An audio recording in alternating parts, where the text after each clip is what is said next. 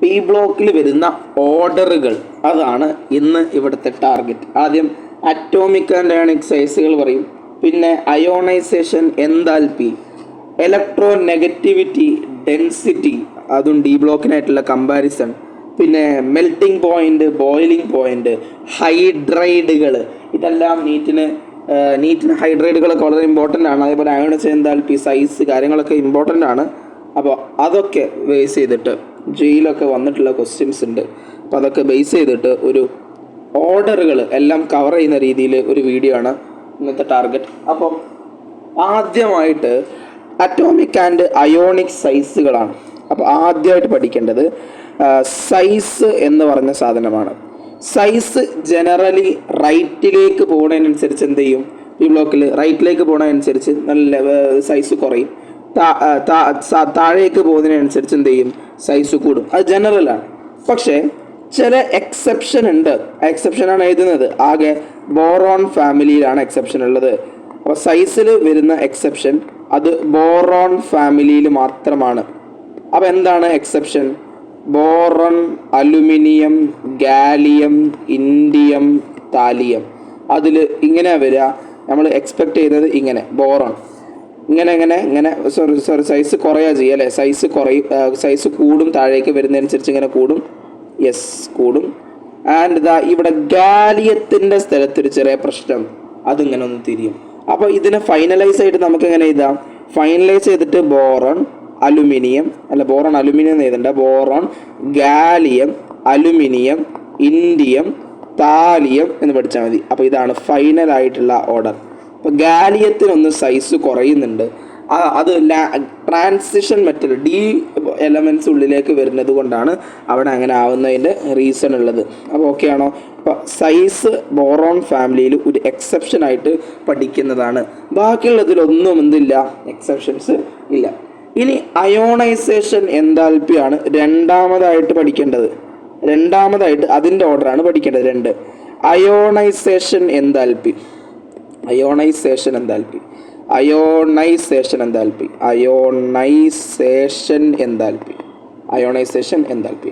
എന്താണ് അയോണൈസേഷൻ എൻതാൽപ്പിയിലുള്ള പ്രശ്നങ്ങൾ?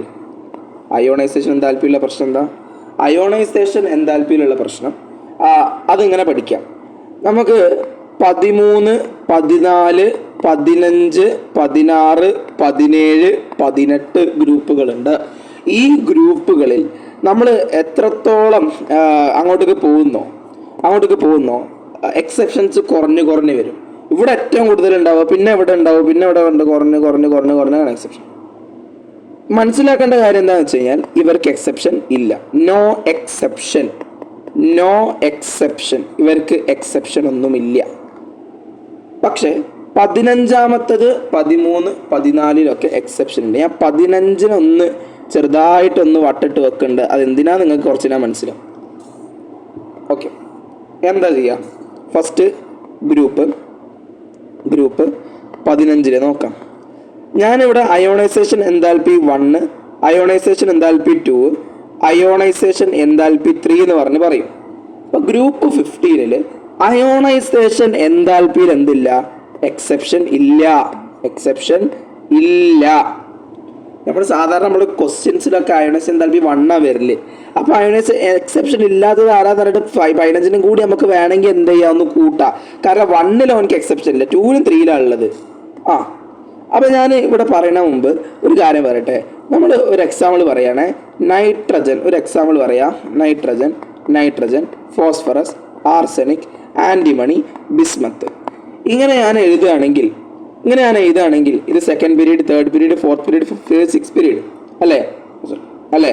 ഈ ഒരു ഭാഗം കണ്ടോ? യെസ്. ഇവിടെയാണ് എഫ് ഇൻട്രൊഡ്യൂസ് ആവുന്നത്, ഇവിടെയാണ് ഡി ഇൻട്രൊഡ്യൂസ് ആവുന്നത്. ഇവിടെ ഉണ്ടാവുന്ന പ്രശ്നങ്ങളെ ഞാൻ വിളിക്കും ഡി പ്രോബ്ലം. D problem. ഇവിടെ ഉണ്ടാവുന്ന പ്രശ്നങ്ങളെ ഞാൻ എഫ് പ്രോബ്ലം എന്ന് വിളിച്ച്. അപ്പോൾ എഫിലുള്ള പ്രശ്നം, ഡിയിലുള്ള പ്രശ്നം, ഈ ഡി വരുന്നതിനനുസരിച്ച് ട്രാൻസിഷൻ എലമെന്റ്സിന്റെ ഡി ഇന്നറിൽ വരുന്ന അതിന്റെ ഷീൽഡിങ്ങിന്റെ പ്രശ്നം കാരണം ഉണ്ടാവുന്ന പ്രശ്നങ്ങളും, എഫ് ഉള്ളിൽ കോറ് വരുന്ന സമയത്ത് അത് കാരണം ഉണ്ടാവുന്ന പ്രശ്നങ്ങളും, അപ്പോൾ ആ പ്രശ്നങ്ങൾ കാരണം അയോണൈസേഷൻ എൻതാൽപ്പിയിൽ വേരിയേഷൻ വരും. അത് അങ്ങനെ പഠിക്കാം. നോക്ക്. അപ്പോൾ ഗ്രൂപ്പ് 15 അയോണൈസേഷൻ എൻതാൽപ്പി 1 പ്രശ്നമില്ല, അയണൈസേഷൻ എന്താൽപ്പി 2-ൽ പ്രശ്നമുണ്ട്. അത് എക്സെപ്ഷൻ കുറവായിരിക്കുമല്ലോ. ആ റൈറ്റ് സൈഡിലേക്കുള്ള ഗ്രൂപ്പുകൾ എക്സെപ്ഷൻ കുറവാണ്. ഇപ്പം nitrogen, phosphorus, arsenic, antimony, bismuth എന്ന് നമുക്ക് പഠിക്കാം. ഇത് പഠിച്ചു കഴിഞ്ഞാൽ നമ്മൾ മനസ്സിലാക്കേണ്ടത് ഇവിടെ എഫ് പ്രോബ്ലം മാത്രമേ ഉള്ളൂ എന്നുള്ളതാണ്. ഇവിടുത്തെ പ്രശ്നം അത്രേ ഉള്ളൂ. എന്താണ് സാധാരണ അയണൈസേഷൻ എന്താൽപ്പി ഗ്രൂപ്പിലേക്ക് ഡൗൺ ദ ഗ്രൂപ്പ് പോകുന്ന സമയത്ത് അയണൈസേഷൻ എന്താൽപ്പി കുറയും. ഇപ്പം നൈട്രജന് കൂടും, ഫോസ്ഫറസിന് കൂടും, ആർസെനിക്കിന് കൂടും. എഫ് എന്ന് പറഞ്ഞ സ്ഥലത്ത്, എഫ് വരുന്ന ഇൻട്രൊഡ്യൂസ് ആവുന്ന സ്ഥലത്ത് അവിടെ നിന്ന് തിരിച്ചിട്ടുണ്ട്. അപ്പം അവിടെ എഫ് പ്രോബ്ലം ആണുള്ളത്.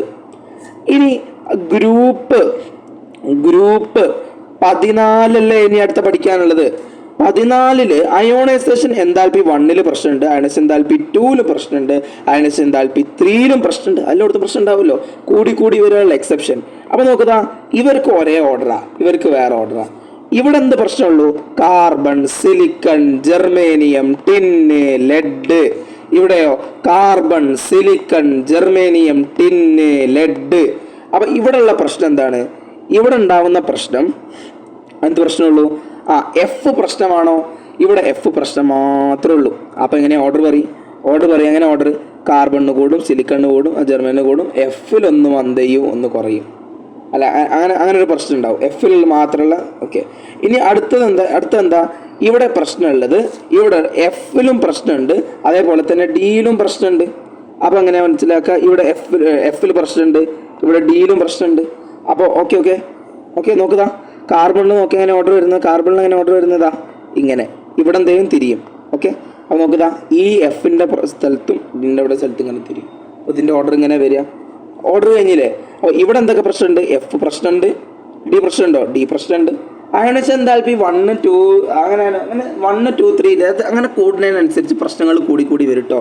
ഇനി അടുത്തതാണ് ഏറ്റവും പ്രശ്നമുള്ളത്. എനിക്ക് ഒന്നും പറയാനില്ല, ഒരു കോഡ് വെച്ച് പറയാന്നല്ലാതെ വേറെ മാർഗ്ഗമല്ല. അതാണ് നമ്മുടെ ഗ്രൂപ്പ് 13. അത് പഠിക്കാനുള്ളത് boron, aluminium, gallium, indium, thallium. Boron, aluminium, gallium, indium, thallium എന്നല്ലേ. ഇത് പഠിക്കാൻ ഭയങ്കര പണിയാണ്. ഇത് നമുക്ക് ഓർഡർ ആക്കാനല്ല. അപ്പം ഞാനൊരു പണി ചെയ്യാം. നിങ്ങൾക്ക് BT ഗൈ എന്ന് പഠിക്കാൻ പറ്റുമോ? അങ്ങനെ പഠിച്ചാൽ ഭയങ്കര യൂസ്ഫുള്ളായി. നോക്കുക, ഇത് പഠിച്ചു വെച്ചാൽ മതി. Boron, thallium, gallium, aluminium, indium അങ്ങനെ പഠിക്കുക. അപ്പോൾ അയോണൈസേഷൻ എന്താൽപ്പി 1-ലുള്ള ഓർഡർ എങ്ങനെയാ? BT ഗൈ. അങ്ങനെ BT ഗൈ.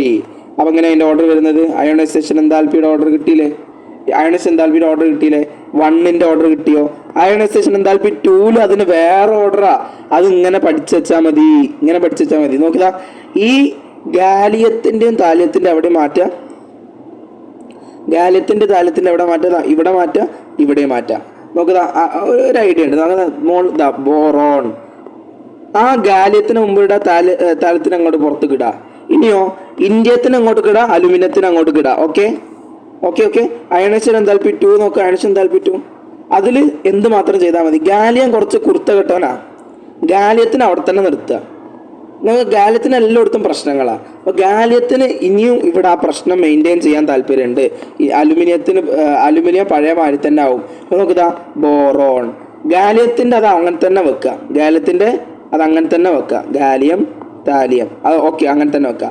ഇൻഡിയം അലുമിനിയത്തിൻ്റെ ആ ഭാഗം എന്ത് ചെയ്യുക? തിരിച്ചിടുക. അപ്പോൾ കഴിഞ്ഞില്ലേ? ആയല്ലോ. അപ്പോൾ ഇതിന് പ്രശ്നമൊന്നുമില്ല. ഇതിൽ ഫസ്റ്റത്തെ ആ BT ഗൈ നിങ്ങൾ പഠിക്കുക. അയണൈസേഷൻ എന്താൽപ്പി 2-ൽ ഇത് തിരിച്ചിടുക. അടുത്ത ഇതിനെ അവിടെ തന്നെ നിർത്തുക, ഇതിനെ തിരിച്ചിടുക. ഓക്കെ, ഇത് നിങ്ങൾക്ക് ആ മെയിനായിട്ട് ക്വസ്റ്റ്യൻ വരുന്നത് 1 ഓക്കെ. 1 ആണ്. എന്ത് പഠിച്ചില്ലെങ്കിൽ 1 പഠിക്കും. അപ്പോൾ അത് കഴിഞ്ഞല്ലോ ഗ്രൂപ്പ് 13. അപ്പോൾ എല്ലാത്തിൻ്റെയും എക്സെപ്ഷൻസും കാര്യങ്ങളും ഞാൻ പറഞ്ഞു. അപ്പോൾ ജനറലി നമ്മൾ പറയുകയാണെങ്കിൽ അയോണൈസേഷൻ എന്താൽപ്പി 1-നെ കുറിച്ച് മാത്രം പറയുകയാണെങ്കിൽ 13, 14, 15, 16, 17. ഞാൻ അയണൈസേഷൻ എന്താൽപ്പി 1-നെ കുറിച്ച് മാത്രമേ പറയണേ. 18 എക്സെപ്ഷൻ. ഇത്ര ആൾക്കാർക്ക് എക്സെപ്ഷൻ ഇല്ല. ഇവിടെ എക്സെപ്ഷൻ എന്ത് പഠിച്ചാൽ മതി? BT ഗൈ പഠിച്ചാൽ മതി. ഇവിടെ എക്സെപ്ഷൻ എന്ത് പഠിച്ചാൽ മതി? ഇവിടെ എഫിൽ മാത്രം പ്രശ്നം, എഫ് പ്രോബ്ലം മാത്രമേ ഉള്ളൂ. അല്ല, അപ്പോൾ ചോദിക്കും അയൺസ് എൻതാൽപ്പി 2 പ്രോബ്ലം അല്ലേ? അയൺസ് എൻതാൽപ്പി 2 പ്രോബ്ലം ഉണ്ട്, അവിടെ എഫ് പ്രോബ്ലം ഉണ്ട്, ഡി പ്രോബ്ലം ഉണ്ട്. അപ്പോൾ ഇങ്ങനെ നമുക്ക് ജനറലി പറയാൻ പറ്റും. ഇത് നോക്കി നോക്കുക, ഇങ്ങനെയാണ് അയോണൈസേഷൻ എൻതാൽപ്പിൻ്റെ ഓർഡറുകൾ വരുന്നത്. അപ്പോൾ ഗ്രൂപ്പ് 50 70 16 17 18 പ്രശ്നങ്ങളൊന്നുമില്ല. 1 ഗ്രൂപ്പ് 15 പ്രശ്നമില്ല. 2 എഫ് പ്രോബ്ലം മാത്രമേ ഉള്ളത്. 14 നോക്കുകയാണെങ്കിൽ 1 എഫ് പ്രോബ്ലം മാത്രമേ ഉള്ളത്, 1 2 ആൻഡ് 3 എഫും ഡിയും പ്രശ്നമുണ്ട്. ഗ്രൂപ്പ് 13 നിങ്ങൾ ബി ടി കൈ പഠിക്കുക, എന്നിട്ട് ആദ്യത്തെ 2 തിരിച്ചിടുക, എന്നിട്ട് അതിനെ അവിടെ തന്നെ നിർത്തുക, എന്നിട്ട് ഇതിനെ പിന്നെയും തിരിച്ചിടുക. അപ്പോൾ ഇങ്ങനെയാണ് ഇതിൻ്റെ ഓർഡർ വരിക. പിന്നെ ജനറലി ക്വസ്റ്റ്യൻ വരുന്നത് 1 ഉണ്ടാവുക. അതിൽ 15 16 17 1 പ്രശ്നമില്ല. അയൺസ് എൻതാൽപ്പി 13 പഠിക്കാൻ ബി ടി കൈ പഠിച്ചാൽ മതി. ആൻഡ് 14 എഫിൽ മാത്രം പ്രശ്നം. ഓക്കെ ആണോ? യെസ്. അപ്പോൾ അയോണൈസേഷൻ എൻതാൽപ്പിയുടെ കാര്യത്തിൽ തീരുമാനം ആയി. ഇനി ഇലക്ട്രോ നെഗറ്റിവിറ്റിയിൽ പ്രശ്നങ്ങൾ ആദ്യത്തെ 3 ഗ്രൂപ്പിനേ ഉള്ളൂ. എന്ന് പറഞ്ഞാൽ 13 14 15. എപ്പോഴും 13 14 15 പ്രശ്നം ഉണ്ടാവണേ. സൈസിൽ പക്ഷെ 13 മാത്രമേ പ്രശ്നമുള്ളൂ. അയൺസ് എൻതാൽപ്പിയിൽ 13 14 പ്രശ്നമുള്ളൂ. എന്തിൽ? Ions enthalpy 1. പക്ഷെ അയൺസ് എൻതാൽപ്പി 2 3 കൺസിഡർ ചെയ്യുമ്പോൾ 15ന്റെ 1 കൂടി 15ന്റെ 2 3 ചെറിയ പ്രശ്നം. ഓക്കെ, അപ്പോൾ ഇത്രയും കാര്യങ്ങൾ. ഇനി ഇലക്ട്രോ നെഗറ്റിവിറ്റിയുടെ പ്രശ്നങ്ങളെ കുറിച്ച് സംസാരിക്കാം. സാധാരണ താഴേക്ക് ഇലക്ട്രോ നെഗറ്റിവിറ്റി എന്താ ചെയ്യാം? സാധാരണ കേസിൽ താഴേക്ക് ഇലക്ട്രോ നെഗറ്റിവിറ്റിയുടെ അളവ് എന്ത് ചെയ്യും? കുറയുക ചെയ്യുക അല്ലേ? ഇലക്ട്രോ നെഗറ്റിവിറ്റിൻ്റെ അളവ് എന്ത് ചെയ്യുക? കുറയും. അപ്പോൾ ഇലക്ട്രോ നെഗറ്റിവിറ്റിൻ്റെ അളവ് സാധാരണ എന്ത് ചെയ്യും? കുറയുക ചെയ്യും. അപ്പോൾ ഈ 3 കേസിൽ ചെറിയ പ്രശ്നങ്ങൾ ഉണ്ട് എന്നുള്ളത് NCERT വായിക്കുമ്പോൾ അതിൽ നമുക്ക് കാണാൻ പറ്റും. ബോറോണെന്ന് അലുമിനിയത്തിലേക്ക് കൂടും. അപ്പോൾ ബോറോൺ ഫാമിലിനെ കുറിച്ച് ഞാൻ ഡിസ്കസ് ചെയ്യാം. ബോറോൺ ഫാമിലി അല്ലെങ്കിൽ നമുക്കറിയാം 13ാമത്തെ ഗ്രൂപ്പ്. ബോറോണെന്ന് അലുമിനിയത്തിലേക്ക് ഡിക്രീസ് ചെയ്യും. അലുമിനിയത്തിൽ നിന്ന് താലിയത്തിലേക്ക് ഇൻക്രീസ്. എങ്ങനെ ഇൻക്രീസ്? ഗ്രൂപ്പിൻ്റെ താഴേക്ക് ഇൻക്രീസ് ചെയ്യും. അതെങ്ങനെ? ചോദിക്കാൻ പാടില്ല. ബോറോണെന്ന് അലുമിനിയത്തിലേക്ക് എന്ത് ചെയ്യും? ഡിക്രീസ് ചെയ്യും. അലുമിനിയത്തിൽ നിന്ന് താലിയം വരെ ഇൻക്രീസ് ചെയ്യും. അപ്പോൾ അതിൻ്റെ വാല്യൂസ് എഴുതി കാണിച്ചു തരാം. അപ്പോൾ ക്ലാരിറ്റി വരും. ബോറോണിൻ്റെത് 2 ആണ്, ഇതിൻ്റെത് 1.5 ആണ്. കുറഞ്ഞ് പിന്നെന്താ ചെയ്യും? ഇൻക്രീസ് ചെയ്യാൻ പാടില്ല, ശരിക്കും കുറയേണ്ടതാണ്, പക്ഷെ എക്സെപ്ഷൻ ആണല്ലോ. 1.6 1.7 1.8 അങ്ങനെയാ വാല്യൂ വരുന്നത്. എന്താണെങ്കിലും ബോറോണിനെ വെട്ടിക്കൂല. കൂടുക എന്ന് പറഞ്ഞാലും ബോറോണിൻ്റെ അത്ര എത്തൂല. ബോറോൺ തന്നെയാണ് അവർ രാജാവ്. ബോറോൺ അലുമിനിയത്തിലേക്ക് കുറഞ്ഞ് പിന്നെ കൂടി. ഇനിയോ കാർബൺ ഫാമിലിയിൽ എന്താ? 2.5. ഞാൻ പറയാട്ടോ, ഒരു മിനിറ്റ്. ഇനി കാർബൺ ഫാമിലി കോമഡിയാ. കാർബൺ ഫാമിലി 14 കേട്ടോളൂ. Carbon, silicon, germanium, tin, lead എന്നൊക്കെ അല്ലേ നമ്മൾ പഠിച്ചത്. കാർബണിൽ നിന്ന് സിലിക്കണിലേക്ക് ഡിക്രീസ് ചെയ്യും, പ്രശ്നമൊന്നുമില്ലല്ലോ, ഡിക്രീസ് ചെയ്യും, അതിലൊന്നും പ്രശ്നമില്ലല്ലോ. ഇനി സിലിക്കണും ജർമേനിയവും ഒക്കെ ടിന്നും ഒക്കെ സെയിം ആണ്. പിന്നെ ലെഡിലേക്ക് എന്ത് ചെയ്യും? ഇൻക്രീസ് ചെയ്യും. അത്ര കുഴപ്പമില്ലല്ലേ, ഇൻക്രീസ് ചെയ്യും. ഇവിടെ നോക്ക്. ഇവിടെ എന്താ? ബോറോൺ അലുമിനിയത്തേക്ക് ഡിക്രീസ് ചെയ്യുന്നതിന് കുഴപ്പമൊന്നുമില്ല. പിന്നെ ഇൻക്രീസ് കുറേ ആൾക്കാരുണ്ട്. അലുമിനിയം ഗാലിയം ഇൻഡിയം താലിയത്തിലൊക്കെ ഇൻക്രീസ് ആവണത്. ഇവിടെ കാർബൺ ടു സിലിക്കൺ ഡിക്രീസ് ചെയ്ത് കുഴപ്പമൊന്നുമില്ലല്ലോ. പിന്നെ ഈക്വലാ, സിലിക്കൺ ജർമേനിയം ടിൻ ഈക്വല്. പിന്നെ ലെഡിലേക്ക് ഇൻക്രീസ് ചെയ്ത് അവസാനം മാത്രം ഒരു ചെറിയ ഇൻക്രീസ്, കുഴപ്പമില്ലല്ലോ. അപ്പോൾ ഇതിൻ്റെ ഓർഡർ എങ്ങനെയാണ് വരുന്നത്? ജസ്റ്റ് നോക്കി നോക്ക്, വാല്യൂ ജസ്റ്റ് നോക്ക്. അപ്പോൾ നോക്ക്, ഇവിടെ കാർബണിന് സിലിക്കണിലേക്ക് എന്ത് ചെയ്ത്? കുറഞ്ഞ് എത്രയായി? 1.8 അല്ലേ സിലിക്കൺ? 1.8 സെയിം. അതൊക്കെ 1.8 3 ഈക്വലായി. പിന്നെ ഒന്ന് കൂടി 1.9. എന്തായാലും കാർബണിനെ വെട്ടിച്ചോ? ഇല്ലല്ലോ. കൂടി എന്ന് പറഞ്ഞാൽ അത്രക്ക് വലിയ കൂട്ടലാണോ? അല്ല. കാർബൺ ഒന്ന് വെട്ടിക്കാൻ മാത്രം കൂടിയില്ലല്ലോ. അപ്പോൾ കുറഞ്ഞ് ഈക്വലായി, ഒന്ന് ഇരുന്നിട്ട് ഒന്ന് എണീച്ച്. മറ്റേത് ഇരുന്നിട്ട് ഒറ്റ എണീക്കല, മനസ്സിലായില്ലേ? പക്ഷെ എന്തായാലും ബോറോണൊന്നും വെട്ടിച്ചിട്ടില്ല. ബോറോൺ ഫാമിലിയിൽ അങ്ങനെ ഇരുന്ന് കുറച്ച് നേരം എന്നിട്ട് പിന്നെ കൂടി. കാരണം ബോറോൺ അലുമിനിയത്തിലേക്ക് കുറഞ്ഞ് ഗാലിയത്തിൽ നിന്ന് അങ്ങനെ കൂടിപ്പോയി. കാർബണിന്ന് സിലിക്കണിലേക്ക് കുറഞ്ഞ് സിലിക്കൺ ജർമേനിയം ടിന്ന് ഈക്വലായി. പിന്നെ പിന്നെ ചെറുതായിട്ട് ഒറ്റ ലെഡിൻ്റെ അവിടെ കൂടി. നൈട്രജൻ ഫോസ്ഫറസിനെ കുറിച്ച് പ്രത്യേകിച്ച് പറയണമെന്നില്ല, അതിൻ്റെ വാല്യൂ ജസ്റ്റ് ആലോചിക്കേണ്ട കാര്യമൊന്നുമില്ല. ജസ്റ്റ് ആ ഒരു ഫാമിലിയിൽ നൈട്രജൻ ഫാമിലി ഇല്ലേ, വലിയ പ്രശ്നങ്ങളൊന്നുമില്ല. 15ാമത്തത് അതിൽ nitrogen phosphorus arsenic antimony bismuth നമ്മൾ പഠിച്ചില്ലേ. അതിലിതാ ഇവിടെ ഒന്നും ഒരു പ്രശ്നമില്ല, ഇങ്ങോട്ടൊക്കെ ഡിക്രീസ് തന്നെയാണ്. ഇവിടെ ഒന്ന് ഈക്വലായി എന്നുള്ള പ്രശ്നം മാത്രം. അത് നിങ്ങൾ നോക്കണ്ട, നിങ്ങൾ ജസ്റ്റ് ഇവിടെ 1.9ഉം 1.9 ഈ ലാസ്റ്റത്തെ രണ്ട് സാധനം ഒന്ന് ഈക്വലായി, ആ ഒരു പ്രശ്നം മാത്രമേ ഉള്ളൂ, വേറെ ഒന്നുമില്ല. അവിടെ ഒന്നും പ്രശ്നങ്ങളൊന്നുമില്ല, ബാക്കിയുള്ളതിന് ഒരു പ്രശ്നമില്ല കേട്ടോ, ബാക്കിയുള്ളതിനൊന്നും പ്രശ്നമില്ല. പിന്നെ ഇലക്ട്രോനെഗറ്റിവിറ്റി സൈഡിലേക്ക് കൂടുമ്പോൾ കൂടും, താഴേക്ക് കുറയുന്നൊക്കെ നിങ്ങൾക്ക് അറിയാം. ഞാൻ ജസ്റ്റ് എക്സെപ്ഷൻസ് മാത്രമാണ് പറഞ്ഞു പോകുന്നത്. ഓക്കെ ഓക്കെ അപ്പോൾ ഇലക്ട്രോനെഗറ്റിവിറ്റിൻ്റെ കാര്യത്തിൽ തീരുമാനം ആയി. ഇനി അടുത്ത ഇത് എന്ന് പറഞ്ഞാൽ ഡെൻസിറ്റിയാണ്. 3ാമത്തത് കഴിഞ്ഞു. ഇനി 4ാമത്തെ ടോപ്പിക് എന്ന് പറഞ്ഞാൽ അത് ഡെൻസിറ്റിയാണ്. ആരാണ് അത്? ഡെൻസിറ്റിയാണ്. ഇലക്ട്രോനെഗറ്റിവിറ്റീൻ്റെ ജസ്റ്റ് ഒന്ന് ഞാൻ കാണിച്ചില്ല, നോക്കി വെച്ചു. ഇതാണ് ഇലക്ട്രോനെഗറ്റിവിറ്റി. ഓക്കെ, ഇനി ഡെൻസിറ്റി എന്ന് പറഞ്ഞാൽ സാധാരണ പി ബ്ലോക്കിൻ്റെ കേസിൽ ഇപ്പോൾ നമ്മൾ പഠിക്കുന്നത്, പി ബ്ലോക്കിൽ ഈ ഒരു പി ബ്ലോക്ക് എടുത്ത് നോക്കിയേ, ഈ പി ബ്ലോക്കിൻ്റെ താഴെയിലൊക്കെ മെറ്റൽസാ, ഈ പി ബ്ലോക്കിൻ്റെ താഴെയിലൊക്കെ മെറ്റൽസ്, ജനറലി താഴെയിലൊക്കെ എന്താണ്? മെറ്റൽസാ. ആൻഡ് മുകളിൽ ഈ ഭാഗത്തേക്ക് സൈഡിലേക്കൊക്കെ പോകുന്നതനുസരിച്ച് ഗ്യാസുകൾ വെച്ച് നിറഞ്ഞിട്ടുണ്ട്. അപ്പം ജനറലി നമ്മൾ ട്രെൻഡ് പറയുന്ന സമയത്ത്, പി ബ്ലോക്കിൻ്റെ കേസിൽ ജനറലി നമ്മൾ ട്രെൻഡ് പറയുന്ന സമയത്ത് ഇവിടെ നമുക്കറിയാം, ഇവിടെ ഡെൻസിറ്റി കുറയും, ഗ്യാസ് അല്ലേ, ഇവിടെ ഡെൻസിറ്റി കൂടും. ജനറൽ ട്രെൻഡ് പി ബ്ലോക്കിൻ്റെ ഇങ്ങനെയാണ്. പി ബ്ലോക്ക് ഞാൻ പറയണ പി ബ്ലോക്ക്, ഇനി കേൾക്കാം. P block okay, P block എന്നിട്ട് ഞാൻ പറഞ്ഞേ, പീരിയോഡിക് ടേബിൾ ഞാൻ പറഞ്ഞില്ല. അപ്പോൾ പി ബ്ലോക്ക്. ഇനി നോക്ക്, ഇനി നമുക്ക് അതിൻ്റെ ചെറിയ കാര്യങ്ങൾ പറയാം. ഡെൻസിറ്റിക്ക് സാധാരണ എക്സെപ്ഷൻസ് ഒന്നുമില്ല. നമ്മൾ പി ബ്ലോക്കിൽ ഗ്രൂപ്പ് വൈസ് സ്റ്റഡി അല്ലേ പഠിക്കുന്നത്, അപ്പോൾ അവിടുത്തെ എക്സെപ്ഷൻസ് ഒന്നും പറയുന്നില്ല, ജസ്റ്റ് ഇങ്ങനെ പഠിക്കാനുള്ളത്. പി ബ്ലോക്കിൽ ഡൗൺ ദ ഗ്രൂപ്പ്, ഇത് പി ബ്ലോക്കിനെ കുറിച്ചിട്ട് ഞാൻ പറഞ്ഞത്. ഡൗൺ ദ ഗ്രൂപ്പ് എന്ത് ചെയ്യും? ഡെൻസിറ്റി എന്ത് ചെയ്യും? ഇൻക്രീസ് ചെയ്യും. എങ്ങനെ? Down the group density increase. ആര്? P block. നമ്മൾ പഠിക്കുന്നത് എവിടെ?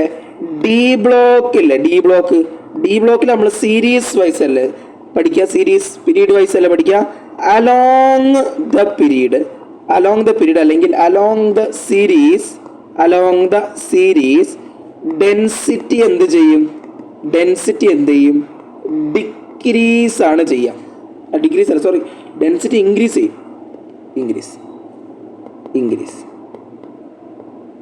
ഡെൻസിറ്റി എന്ത് ചെയ്യും?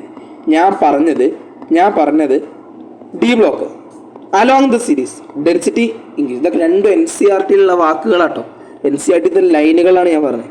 ഇവിടെ നോക്ക്, ഇവിടെ ഡെൻസിറ്റി അലോങ് ദ പീരീഡ് പോയി, ഡെൻസിറ്റി കുറഞ്ഞ് ഇവിടെ കൂടി. ഇത് ഞാൻ പറഞ്ഞത് പി ബ്ലോക്കാ, ഇത് ഡി ബ്ലോക്കാ. അപ്പൊ ഇത് വെച്ച് കൺഫ്യൂഷൻ ആവണേ.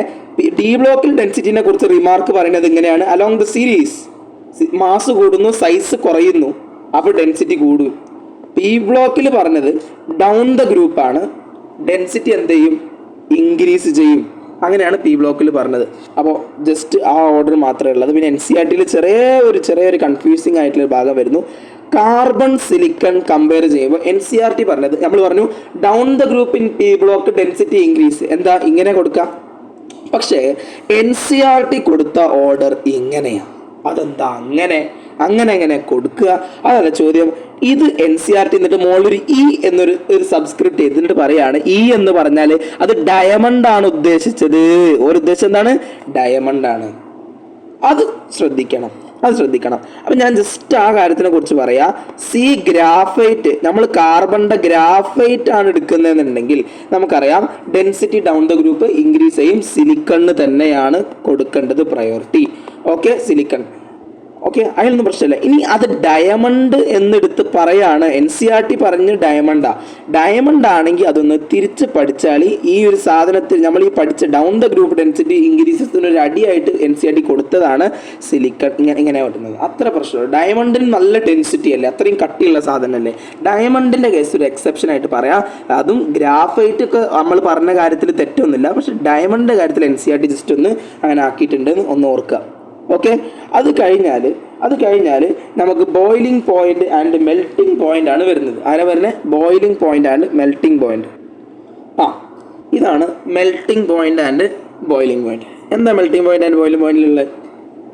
നോക്ക്, melting point and boiling point ആണ് +1 പഠിക്കുന്ന ഗ്രൂപ്പുകളിലെ ഡൗൺ ദ ഗ്രൂപ്പ് പോണതനുസരിച്ചിട്ട് മെൽറ്റിംഗ് പോയിന്റും ബോയിലിംഗ് പോയിന്റും കുറയും. ജനറലി കുറയും. +1 നമുക്ക് നല്ല പഠിക്കാനൊന്നും പറ്റില്ല, നല്ല പണിയായിരിക്കും അല്ലേ? എന്താ പഠിക്കേണ്ടതെന്നൊരു പിടുത്തില്ല. അപ്പോൾ നല്ല സങ്കടവും. അപ്പോൾ നമ്മൾ താഴേക്ക് പോകണതനുസരിച്ച് ഡിക്രീസ് ചെയ്യും. അങ്ങനെ ആലോചിച്ചാൽ മതി. +2 നമ്മൾ ഏകദേശം ഒരു ഐഡിയ കിട്ടി, അപ്പോൾ നമ്മൾ പഠിക്കും, അപ്പോൾ നമുക്ക് സന്തോഷമായി. അപ്പോൾ ഇൻക്രീസ് ഡൗൺ ദ ഗ്രൂപ്പ്. മനസ്സിലായല്ലോ? അങ്ങനെയൊക്കെ എന്താ വെച്ചാൽ കാട്ടി പഠിക്കുക. അപ്പോൾ നോക്കുക, 13 14 ഗ്രൂപ്പാണല്ലോ +1. അപ്പോൾ ഡൗൺ ദ ഗ്രൂപ്പ് ഡിക്രീസ് ചെയ്യും. +2 എന്ത് ചെയ്യും? ഡൗൺ ദ ഗ്രൂപ്പ് ഇൻക്രീസ് ചെയ്യും. അതെന്തുകൊണ്ടാണ് അങ്ങനെയാണെന്ന് അതെന്തുകൊണ്ടാണെന്ന് വെച്ച് കഴിഞ്ഞാൽ ഇതാ ഈ ബോറോണ് കാർബണൊക്കെ നല്ല ഹാർഡ് മെറ്റലുകളാണ്, ഹാർഡ് എലമെൻറ്റുകൾ, നോൺ മെറ്റൽസ്, നല്ല കടുംകട്ടി ചെങ്ങൈമാരുള്ളത്. അപ്പം അങ്ങനത്തെ ആൾക്കാരെ മെൽറ്റിംഗ് പോയിന്റ് കൂടുതലാണ്. അപ്പം അവർക്ക് താഴേക്ക് പോകുന്നതനുസരിച്ച് കുറയും. ആർക്ക്? +1.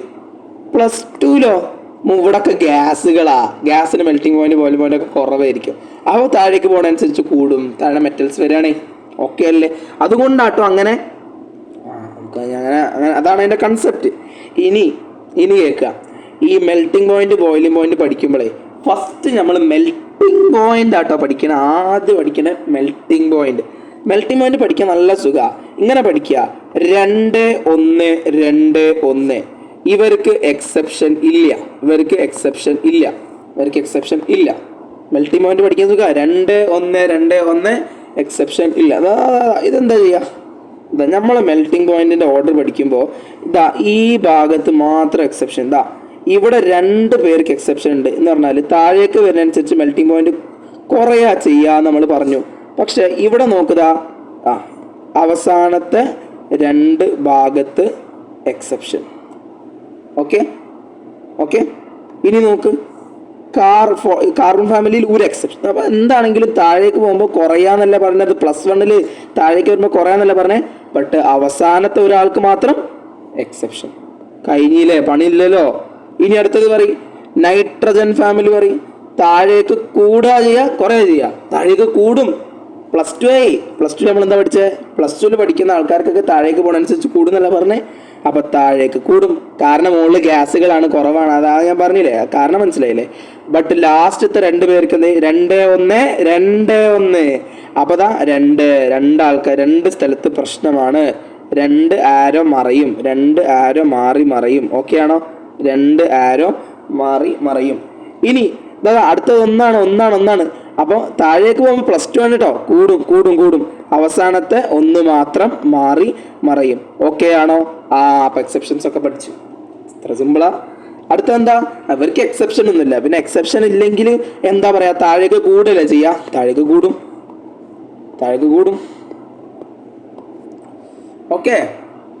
Okay yes. ഇനി ബോയിലിംഗ് പോയിന്റിൽ എന്താ എക്സെപ്ഷൻ? അത് പൊളിയാ, സിമ്പിളാ. ഇതിന് എക്സെപ്ഷൻ ഇല്ല, ഇവന് എക്സെപ്ഷൻ ഇല്ല. ഇവനോ? ഇവന് എക്സെപ്ഷൻ ഇല്ല. അയ്യോ, ഒന്നുമില്ലല്ലോ പഠിക്കാൻ. എന്തിനാ പറയണേ? നടുവിൽ എക്സെപ്ഷൻ ഉണ്ട്. അതെന്തേ പ്രശ്നമുള്ളൂ? 1 1. അവസാനത്തതിന് മാത്രം പ്രശ്നമുള്ളൂ. അപ്പം അതെങ്ങനെ പഠിക്കുക? എടാ ബോയിലിംഗ് പോയിന്റാ. +2 ആണോ +1 ആണോ? 15 16 +2 താഴേക്ക് കൂടൂലേ? കൂടും. അങ്ങനെ കൂട്ടാ അതങ്ങനെ കൂട്ടാ. ലാസ്റ്റിലൊന്ന് കുറച്ച് കൊടുക്ക. കാരണം അവസാനത്തെ എക്സെപ്ഷൻ നമ്മൾ പറഞ്ഞില്ലേ? ഇത്ര പണിയുള്ളൂന്ന്. അപ്പോൾ ബോയിലിംഗ് പോയിന്റ് കഴിഞ്ഞില്ലേ? ഇനി അടുത്തത് ഹൈഡ്രൈഡ് ആണ്. ഈ ബോയിലിംഗ് പോയിന്റ് ഒക്കെ പഠിക്കണമെന്ന് ചോദിക്കണ്ട. ജെയ്ക്ക് വന്നിട്ടുണ്ട് കേട്ടോ ഈ വർഷം 2-3 ക്വസ്റ്റ്യൻ വന്നിട്ടുണ്ട്. അതുകൊണ്ടാണ്. ഓക്കെ. ഇനി അടുത്തത് ഹൈഡ്രൈഡ്സ് ആണ് കേട്ടോ. ഹൈഡ്രൈഡ്സ് കേട്ടോളൂ. ഹൈഡ്രൈഡ്സിൽ എന്താ ഉള്ളത്? ഹൈഡ്രൈഡ് അല്ലേ? ഹൈഡ്രൈഡുകൾ എന്ന് പറഞ്ഞാൽ nitrogen family, oxygen family, halogens. ഇവർക്ക് ഉണ്ടാക്കുന്ന ഹൈഡ്രജനുമായിട്ട് ഫോം ചെയ്യുന്ന ഹൈഡ്രൈഡുകളുടെ ഓർഡറുകൾ, മെയിൻ ഓർഡേഴ്സ് ഒക്കെ ഇവിടെ ഡിസ്കസ് ചെയ്യുന്നുണ്ട്. മെൽറ്റിംഗ് പോയിന്റ്, ബോയിലിംഗ് പോയിന്റ് കഴിഞ്ഞ നീറ്റിന് ഇതാണ് വന്നത്. ഓക്കെ. നീറ്റിന് ഭയങ്കര ഇമ്പോർട്ടൻ്റ് ആണ് ഹൈഡ്രൈഡ്. നോക്കോ. അപ്പം എങ്ങനെ പഠിക്കാം? നമ്മൾ ആദ്യം എന്താ പഠിക്കല്? നമ്മൾ ആദ്യം ബോയിലിംഗ് പോയിന്റ്, മെൽറ്റിംഗ് പോയിന്റ് പഠിക്കുക. നമ്മൾ ആദ്യം മെൽറ്റിംഗ് പോയിന്റ് പഠിക്കും അല്ലേ? മെൽറ്റിംഗ് പോയിന്റ് പഠിക്കും. 1 നൈട്രജൻ്റെ ഹൈഡ്രൈഡുകൾ എഴുതി. ലാസ്റ്റ് ആദ്യത്തെ 4 എഴുതിയാൽ മതി. ഇവിടെ നൈട്രജൻ, ഫോസ്ഫറസ്, ആർസനിക്, ആന്റിമണി അല്ലേ? അത്ര ബിസ്മത്തിന്റെ അവിടെ വേണ്ട. ബിസ്മത്തിന് അല്ലെങ്കിൽ കൂടുതലാണ് നമുക്കറിയാം. But melting point, boiling point പറയുമ്പോൾ അതിനെക്കുറിച്ച് ഡിസ്കസ് ചെയ്യേണ്ട. Nitrogen, phosphorus, arsenic, antimony, oxygen, sulphur, selenium, tellurium, polonium പറയേണ്ട അതുവരെ എത്തിച്ചാൽ മതി. ഓക്കെ, നോക്കാം. ഇപ്പോൾ 1 കേട്ടോ, 1 1 2 അങ്ങനെ 2 1 1. ആദ്യം നമ്മൾ മെൽറ്റിംഗ് പോയിന്റ് പഠിക്കും, എന്നിട്ട് ബോയിലിംഗ് പോയിന്റ് പഠിക്കും. മെൽറ്റിംഗ് പോയിന്റ് എന്താ? 1 1 2. ആ 2 എടുത്ത് തുടങ്ങും. 2 1 1. അതിൻ്റെ അർത്ഥം എന്താന്ന് പറഞ്ഞുതരാം. സാധാരണ മെൽറ്റിംഗ് പോയിന്റ് താഴേക്ക്, melting point boiling point mass കൂടുന്നതനുസരിച്ച് കൂടില്ല. വാണ്ടർവാൾസ് ഫോഴ്സ് കൂടുന്നതനുസരിച്ച് മെൽറ്റിംഗ് പോയിന്റ് ബോയിലിംഗ് പോയിന്റ് കൂടും, അതിന് സംശയമില്ല. അപ്പോൾ എന്താ ഉണ്ടാവുക? സാധാരണ ഇവനെനിക്കും കൂടുതൽ മെൽറ്റിംഗ് പോയിന്റ് ഉണ്ടാവും, അവനെനിക്കും കൂടുതൽ മെൽറ്റിംഗ് പോയിന്റ് കൂടുതൽ. അപ്പോൾ താഴേക്ക് മെൽറ്റിംഗ് പോയിന്റ് കൂടും, താഴേക്ക് ബോയിലിംഗ് പോയിന്റ് കൂടും. മാസ് കൂടി നല്ല van der Waals force melting point boiling point കൂടും. പക്ഷേ ഈ 1 1 2 2 1 1 എന്ന് പഠിക്കുന്ന അർത്ഥം എന്താ? ഇവിടെ ഒന്നുകൊണ്ട് ഉദ്ദേശിക്കുന്നത് നൈട്രജൻ 1-മൻ, വാട്ടർ 1-മൻ, ഫ്ലോറിൻ്റെ ആ HF 2-മൻ, ഇവിടെ NH3 2-മൻ, ഇവിടെ H2 1-മൻ, HF 1-മൻ. അപ്പം ഇങ്ങനെ 1 1 2 2 1 1. അപ്പോൾ ഇതാ ഓർഡർ, ആ മെൽറ്റിംഗ് പോയിന്റ് ഓർഡർ സുഖമായിട്ട് പറയാം. സാധാരണ എങ്ങനെ ചെയ്യുക, എന്താ ചെയ്യുക? ഇങ്ങോട്ട് കൂടാ, SbH3 AsH3 ഇങ്ങനെ ചെയ്യുക. അപ്പോൾ SBക്ക് കൂടും, ASന് കൂടും, PHന് കുറയും. ഇവിടെയാണ് NH3 ഉണ്ടാവേണ്ടിയത്. പക്ഷെ ഓനക്ക് ഫസ്റ്റ് 1. അടുത്ത എന്താ? മെൽറ്റിംഗ് പോയിന്റ് സാധാരണ എങ്ങനെ കൂടണം. അപ്പോൾ ഇത് H2D, H2SC, H2S. Okay, mass കൂടുന്നതനുസരിച്ച് കൂടും. H2O ഇവിടെയാണ് ഉണ്ടാവേണ്ടത്. H2O 1 മുമ്പേക്ക് വരും. അടുത്തതാ HFന്റെ HI HBr എങ്ങനെ ഉണ്ടാവേണ്ടിയത്.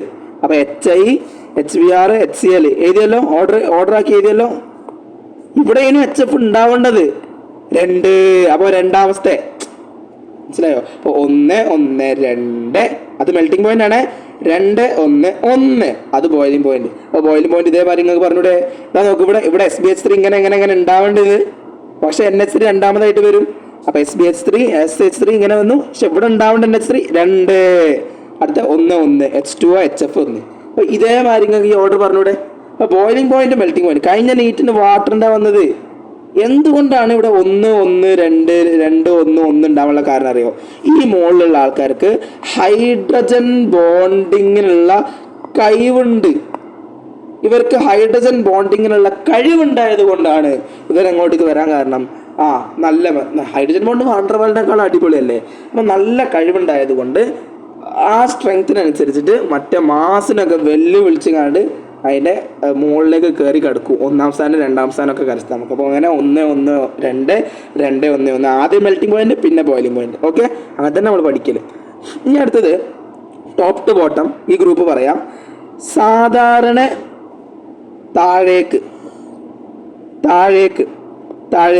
താഴേക്ക് വരുന്നതനുസരിച്ച് ഇവിടെ സൈസ് കൂടില്ലേ? നമുക്കത് അവിടെ നോക്ക്. SB ഉണ്ട്, വലിയ തടിയനാ SB. ബട്ട് NH3 എങ്ങനെയാ? കുഞ്ഞി H അങ്ങനെ. അപ്പോൾ ഏത് ബോണ്ട് പൊട്ടിക്കാനാ സുഖം?